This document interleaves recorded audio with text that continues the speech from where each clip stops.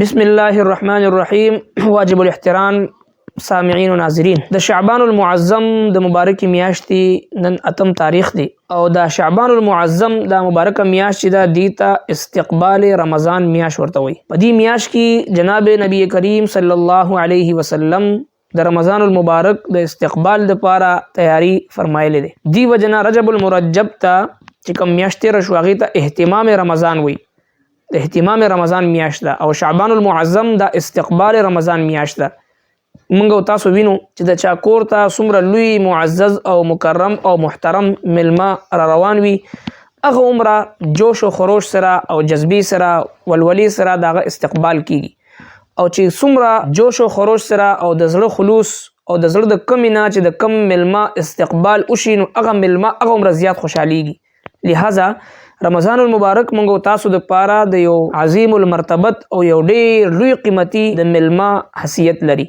کچری مونږ تاسو به حیثیت یو مسلمان د دې مبارکي میاشتې استقبال په صحیح معنا باندې وکړو، زړه د اخلاصه زړه د کومې نه د هغې استقبال وکړو، هغې دپاره اهتمام وکړو، هغې دپاره تیاری وکړو. سرور کائنات صلی الله علیه وسلم په باره کې ام المؤمنین سیده طیبه طاهره عایشه صدیقه رضی الله عنها فرمایي سرکار دو عالم صلی الله علیه وسلم به په دې مبارکه میاشت کې انتهایی کثرت سره به د روژو اهتمام به فرمایل، او دغسې نبی کریم صلی الله علیه وسلم او حضرات صحابه کرام رضوان الله تعالی علیهم اجمعین هغوی به د شعبان المعظم په دې مبارکه میاشت کې د رمضان المبارک د پاره خپل ځان فارغو، خپل معاملات، خپل کاروبار، خپل ورکړه راکړه، خپل قرض، خپل زکات، د هر څه چې دی په تیاری سره په اهتمام سره ادا کو. دې د پاره چې رمضان المبارک میاشت راتلو سره یو مسلمان ذهني او فکری طور باندې هر اعتبار سره د رمضان المبارک د سعادتونو نه، د رمضان المبارک د برکتونو نه، د رمضان المبارک چې کوم لمحات دی هغه قیمتي کولو نه، د رمضان المبارک شپې ورځې د عبادت دپاره د خاص کولو نه ذهني او فکری طور باندې چې یو مسلمان مکمل طور باندې فارغ وي چې دته د رمضان المبارک پوره سعادتونه او فضیلتونه هغه حاصل شي. دې دپاره موږ تاسو د رمضان المبارک